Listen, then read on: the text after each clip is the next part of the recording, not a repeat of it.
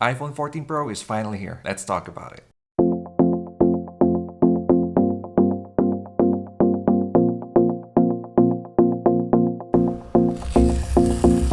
Do you miss me at all? Do you think about the things we used to do? No, you couldn't stand tall. So why didn't you call? So many years has gone by, but I think about you all the time.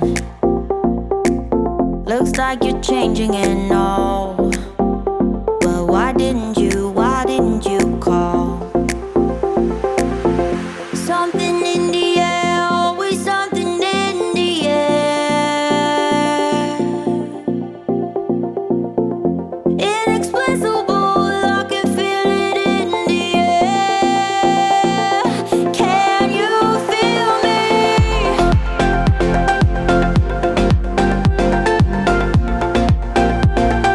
Can you feel me?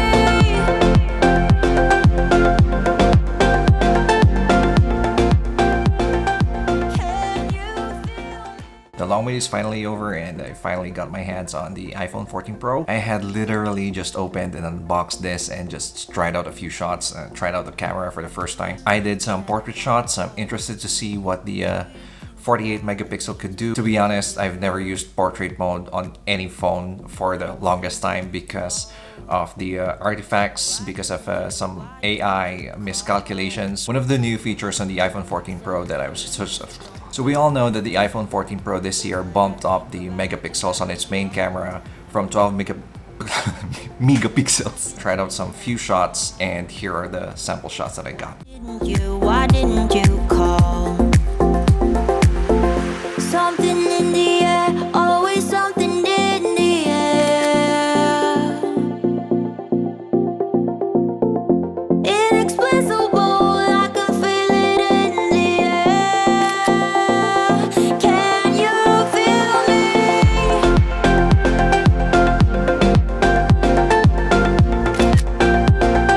Can you feel me? This first shot is taken from the 3x telephoto zoom lens. It's okay. I don't see anything wrong with it, nothing special about it either. It looks good, it looks okay. Now when you zoom in on this photo, it still looks okay. For me, it looks a bit mushy. I think we're seeing here the limitation of the 12 megapixel camera, and I think this is f2. I can't remember, f2.2 if I'm not wrong. I don't think this is a good lens if you'd like to crop in. You could still crop in by a certain amount, but when you do zoom in, you could see some lack of detail. It still looks good though. Still a good photo. So this ×2 setting on the camera is still actually making use of your main lens, the 48 megapixel lens. It's just that it's cropped in to give you that ×2 field of view. But using this as portrait mode, it's actually really nice still. So let's try to zoom in and look into the photos here. So one thing I noticed right away is that my arm is out of focus and it's my face that's in focus, and you can see how it blurs out the background like how a DSLR or mirrorless camera would. And the detail on my face on this lens is really good. So I'm zoomed in all the way to my face. So the full photo is this. For the last time. And finally, let's look at the ×1 mode. And yeah, yet again, you can see here the even more dramatic effect of when we zoom into my hand or into my arm. It's out of focus and it's focused on my face, and you can see how the background just gets blurred out. So I'm zooming in way into the photo right here, and I think it's really doing a pretty good job. You can see the edges are holding up. I think it's really doing a good job compared to previous generations of software of trying to do this. So this is a smartphone camera. You're not really supposed to do pixel peeping like you would on a 50 megapixel full frame camera. So that's portrait mode. I'm really surprised. I've never really used portrait mode on any smartphone in the past because of the way I feel about how software would blur the background and just keep the subject in focus. it looks 2D, just blurring out all the whatever's in the background and just keeping the subject in focus. It looks really off. But looking at this now, it's the foreground is out of focus, the subject is in focus, and everything else in the background is gradually being out of focus. So that's the iPhone 14 Pro portrait mode. I don't know if you get the same capability with the previous iPhones on iOS 16. Again, I've never used portrait mode in the previous years because of how I felt about it. But I think this year is the beginning of perfecting the portrait mode. Really happy with it.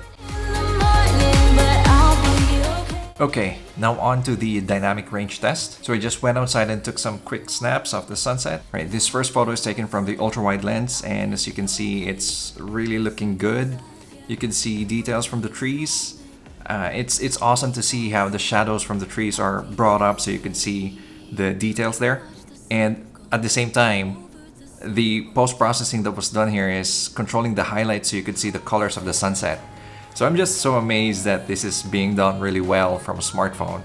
And all you did was just tap the button and you could see all this. And if you zoom in, you could actually see the details of the leaves. And what I like about the ultra-wide lens here is that I'm not sure what aperture this is, but it's the lens that brings you sun stars, some form of sun stars. I've tried this before on an old iPhone. I think it was the iPhone 11 Pro.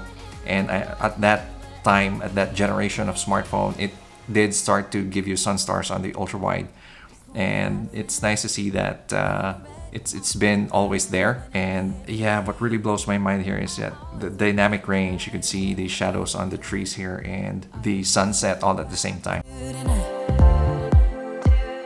Here on the next photo, this is the ×1 lens. Yeah, this is again the 48 megapixel lens. And yeah, dynamic range. So this is what iPhone is known for, the consistency from all its lenses, from the ultra wide to the wide to the telephoto and to the selfie camera.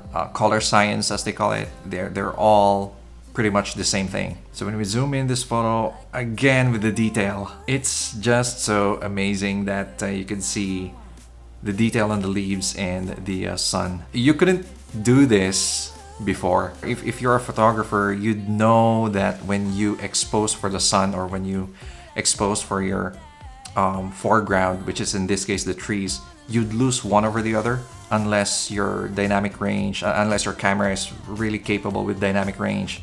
Or what you do is you'd take your raw photo and do the edits yourself on software on your computer to have this result. But this is what you'd get for just pushing the shutter on your iPhone, and you'd get this as a final result. Photography has changed. Anybody could be a photographer now. Right, then moving on to the ×2. Again, this is taken from the 48 megapixel lens. And yeah, let's zoom in, and again, it's the same result, right? Details on the leaves, and you have that beautiful sunset. I think this has been done before by other smartphone cameras or maybe even previous iPhone generations. It's just that I would lean towards my camera for photography and even for videos. And I would just really use the iPhone just for sharing on social media. And finally, your telephoto zoom lens. And yeah, it's pretty much the same story. Zoom in, and again, you'd get the details on the tree and your sunsets. Really nothing much else to say here except that every lens that we have here on the iPhone 14 Pro is all the lenses on the iPhone is consistent all throughout.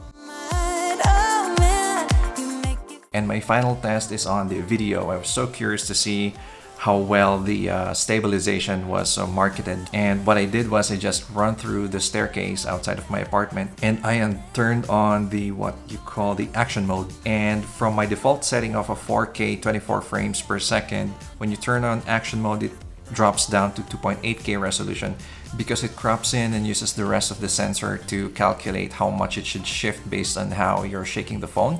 And the end result would bring you this amazing stabilization. So I'm really curious to see if it could give you gimbal-like performance as you've seen in the Apple commercials. In this example, I think I went for action mode in 60 frames per second, And what I did was just run down the stairs, and let's see how it looks.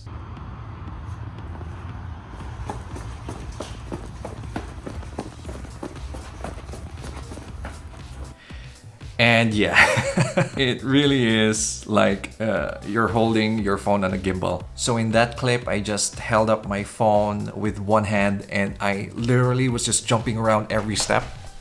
And I had intentionally made the camera shake to try this out, and that was the end result you've seen. So I think the massive crop there from 4K to 2.8K is to compensate for every shake.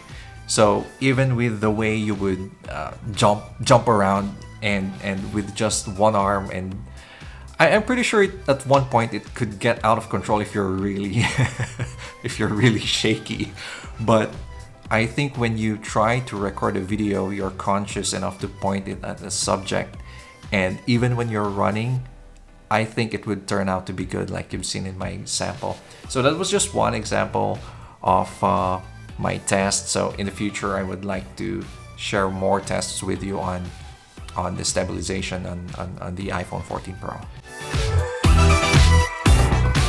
And finally, the controversial Dynamic Island. I really don't know how to react to the name Dynamic Island. I just hope they call it like the Apple Pill or something. Anyway, it's an amazing feature. I don't know, some people would argue that it's not really a feature, but I think everybody on the internet is agreeing that how innovative it was to make use of like a punch hole and turn it into something really interactive. So as you've seen again on commercials, and probably there's 100 videos out now on how apps could interact with you through this Dynamic Island. But I know that's one of the new things being marketed with the iPhone 14 Pro right now, and I think it's a hit with every single iPhone reviewer out there. And lastly, the color. So I've heard people say that when you get the chance, you go for the special edition color, or that one color that's new for the iPhone every year, because I think they specialize in perfecting the color, and because that's what they use to market the next generation iPhone. So I did went and get the purple color. So as you can see, I'm trying to show it here. It's on the case now. It's on the clear case now by Spigen, and I hope the purple color is showing up nicely.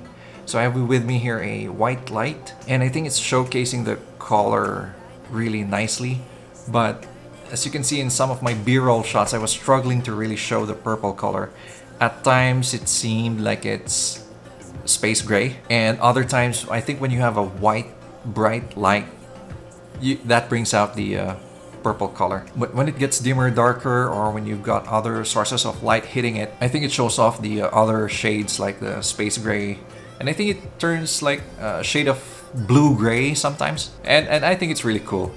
But one thing that stays purple though is your camera module. Yeah, that's like your glossy purple, and it's always purple. And that's one thing though that I didn't really like, because I'm sort of limited to the cases that I would put in here. So when you use like a dark color, dark blue, dark green, or anything dark, it doesn't really contrast well. I know I'm just nitpicking, but take a look at this iPhone, the silver color.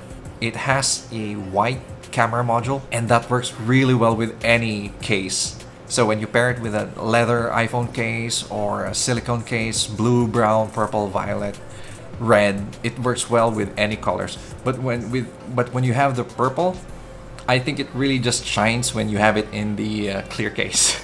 I'm just glad that the purple on this iPhone looks really nice. Alright, and that's it for this unboxing and initial thoughts on the iPhone 14 Pro. I've never been excited for an iPhone for a while, and I'm so glad that there's features that's finally there that other smartphones had been doing for years. And it's always been that case with Apple. They hold off for a while and trying to come up with their own version of it, like the always on display. They had their own implementation on it. They only went through with a punch hole cutout and called it Dynamic Island because they had some idea to work around it. So Apple's always like the last one to implement it, but when they do, they always have a twist on it that works really, really well. So iPhone 14 Pro as a package for me is it's really exciting, and I can't wait to bring it on my next travels. And yeah, that was just my short test and sharing you what I've done with it within the past 1 hour of unboxing and testing this phone. Thanks again so much for watching, and I'll catch you again on the next one.